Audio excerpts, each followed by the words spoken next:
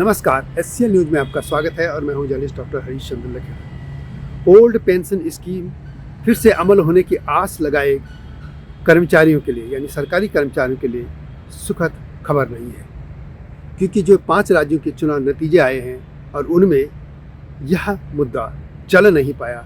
इसके बाद केंद्र की भारतीय जनता पार्टी एनडीए सरकार का मन बदल गया है और सरकार की तरफ से ये बातें आ रही हैं कि सरकार अब ओल्ड पेंशन स्कीम को तो लागू नहीं करेगी। हाँ, कर्मचारियों को रिटायर होने पर 40-50% तक उनकी जो अंतिम वेतन होगा उसका उतना पेंशन दे दी जाएगी और उसका जो पैसा है पहले की तरह बाजार में भी लगेगा और उससे जो आएगा वो भी मिलेगा।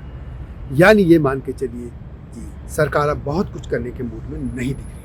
जी हाँ, इसी मुद्दे पर मैं आपसे बात करूंगा, लेकिन आपसे अनुरोध है कि इस चैनल को सब्सक्राइब अवश्य कर दीजिए एससीएल न्यूज़ को।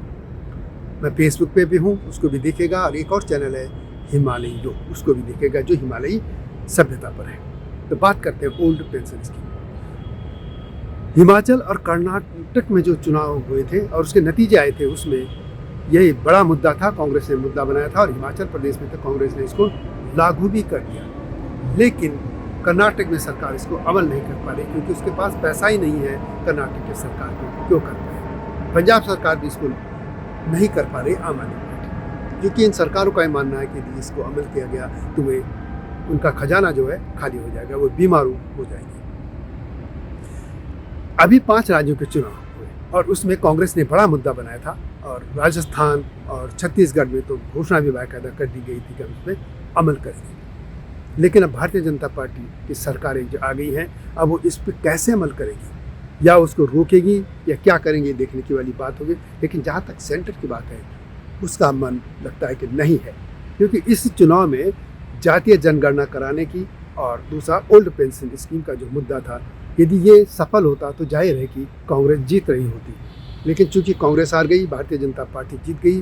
भारतीय जनता पार्टी इस मामले में बहुत कुछ बोल नहीं रही थी, इसलिए उनको लगता है कि ये मुद्दा चला नहीं। लेकिन इस बारे में 1-2 चीज़ें और भी हैं।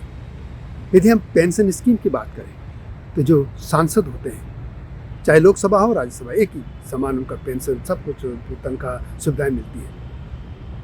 सांसद यदि आज शपथ लेता है और फिर उसके बाद विधिवत वो बन गया, शपथ लेने के बाद फिर वो इस्तीफा दे देता है, तो भी उसे पेंशन मिलेगी। और चाहे वो 5 साल रहे, 1 साल रहे, 2 साल रहे, कितने दिन भी रहे वो एमपी, उसको पेंशन मिलेगी।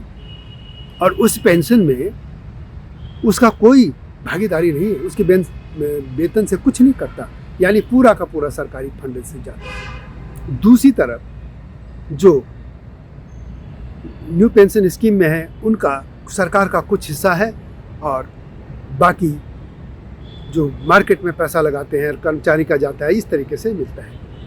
प्राइवेट सेक्टर में कुछ जगह इसी तरह की पेंशन की जो स्कीमें आई थी उससे हो रहा है, लेकिन बड़ी आबादी ऐसी है जिसको कुछ नहीं मिल रहा है।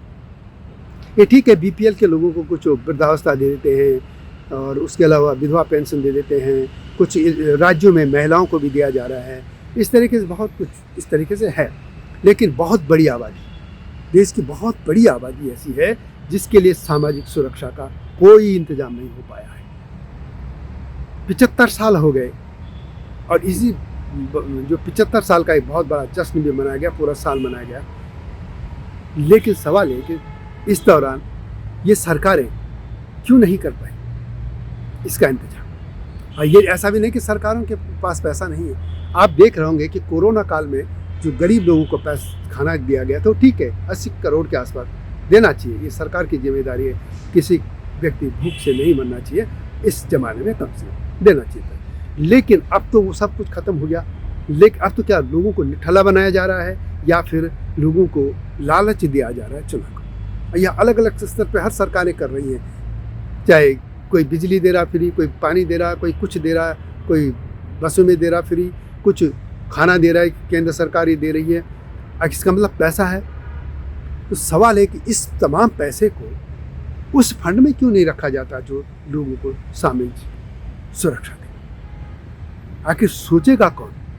ये खैरात की तरह तो कुछ लोग दे देते हैं, कहीं वृद्धावस्था दे दिया, कुछ महिलाओं को दे दिया, कुछ इलाकों में कुछ पत्रकारों को जो वृद्ध हो जाते हैं उनको भी दे दिया, लेकिन एक पूरी सिस्टम व्यवस्था क्यों नहीं हो जाती? यदि सरकार 80 करोड़ लोगों को खाना दे सकती है, अगले 5 साल तक देना सरकार ने, तो उसी पैसे को उन लोगों के लिए, बीपीएल को छोड़ के कुछ और ऐसे भी लोग हैं बुढ़ापा में जिनके पास कुछ नहीं है, जो अपने बच्चों पर आश्रित हो जाते हैं, वो बीपीएल नहीं है, न उनका कोई इनकम की वो है, पर ये ज़रूर है कि उनका घर हो गया, ठीक है, घर तक है बस, लेकिन उनको कुछ नहीं करती सरकारें। आखिर अपने ही लिए क्यों सोचते हैं ये सांसद सरकारें? अपनी पेंशन के लिए तो एमपीओ ने सब कुछ कर दिया, विधायकों ने कर दिया, राज्यों में विधायकों को में भी है, ये भी है। अब तो कई जगह जो काउंसलर हैं उनको भी ऐसे हो धीरे धीरे बढ़ रहा, धीरे धीरे अगले कुछ वर्षों में आप देखिएगा कि जितने भी काउंसलर हैं या पंचायतों में हैं लोग, उनको भी इस तरह की पेंशन या सब कुछ मिलने लगेगी। ये 100% आप लिख के दीजिए, मैं दे रहा हूँ, आप देख लेना, देर सवेरे होना, लेकिन सामाजिक सुरक्षा की गारंटी सामान्य लोगों के लिए क्यों नहीं?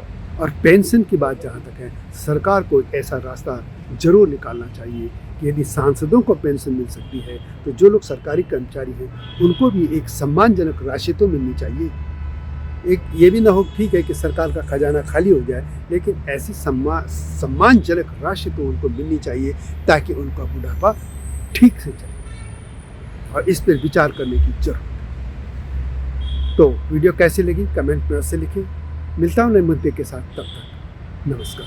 हिमालय पे पेड़ हो तो गीत गाएंगी नदियाँ, गीत गाएंगी नदियाँ। पेड़ों पे चिड़िया है तो गीत गाएंगी नदियाँ, पेड़ों पे चिड़िया है तो गीत गाएंगी नदियाँ। माँ की लोरी जैसे होते हैं नदियों के गीत।